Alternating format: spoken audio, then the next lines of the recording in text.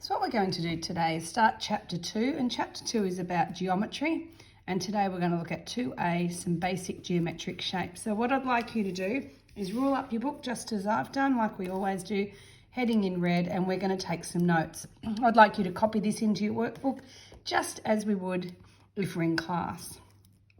If you need at any time to stop the video to catch up, go for it, and then you can make sure you've got a really thorough copy of these notes. So the first one I'm going to talk about is a point. And a point looks like that, of course, and it's usually represented with a capital letter. The next one we're going to look at is a line. And a line goes through 2 points. You can put them anywhere you like, and we'll rule those in. And it's got arrowheads on the end to show us that it continues on forever in either direction. And this is called a line. And this one is a line that goes through A and B, and we call it line AB or line BA. Doesn't matter which order you put it in. The next one we're going to look at is a plane. And a plane is a flat surface. Is a flat surface that extends indefinitely. And indefinitely means keeps on going forever. And the way we draw that is we do straight line here, straight line there, and then we join them up. So it's like a bit of a, well, it's a rhombus, but a bit of a wonky square or rectangle. And then we show that it goes indefinitely or keeps on going in all directions. So that one's called a plane. So we've got a point, a line, and a plane. All right, the next word we have to learn is collinear. So points that lie on a single line are collinear. So what I'm going to do is a point A, B, and C, and make sure that they're all on the same line. It probably would have been a better idea to draw the line first. I'm just going to dot that in.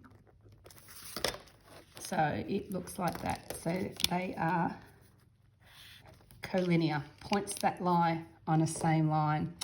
All right, we've got still a few to go, so there's lots of content in here. The next one I'm going to talk about is concurrent. 3 or more lines that meet at the same point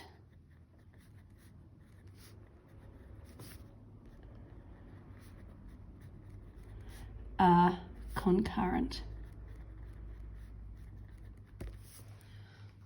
So what I'm going to do, get my ruler, and I'm going to draw 3 lines that meet at the same point.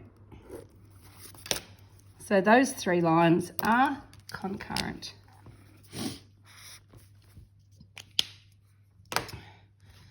The other one we've got is a segment. I'm just going to draw a segment. We don't need a whole heap of words for this one. And I'm going to show you what a segment is because that's a bit more interesting. It's a line, but it has endpoints. So I'm going to call those A and B. So you can see the difference between a segment is it ends, whereas when we have a line, it keeps on going forever. So that one is a segment. Another word we can call that is an interval.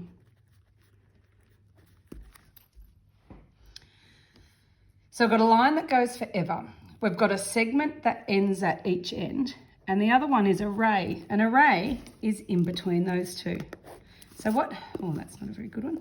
What happens with a ray is it starts at one particular point and then it goes forever. So it's sort of halfway between a segment and a line. and two more. I'm going to draw an angle. Try and get a 2 for 1 on this. And the ones you need to know on here is when an angle meets, that is called a vertex. And this is called an arm. So this is the angle. It meets at a vertex. And the either side are called an arm. So if we want to label this angle, we could call this angle A, B, C. Instead of writing out the word angle, we go angle A, B, C. So we get to do this symbol instead of writing the word. We could also call this angle C, B, A. The important thing is that this vertex B is always in the middle.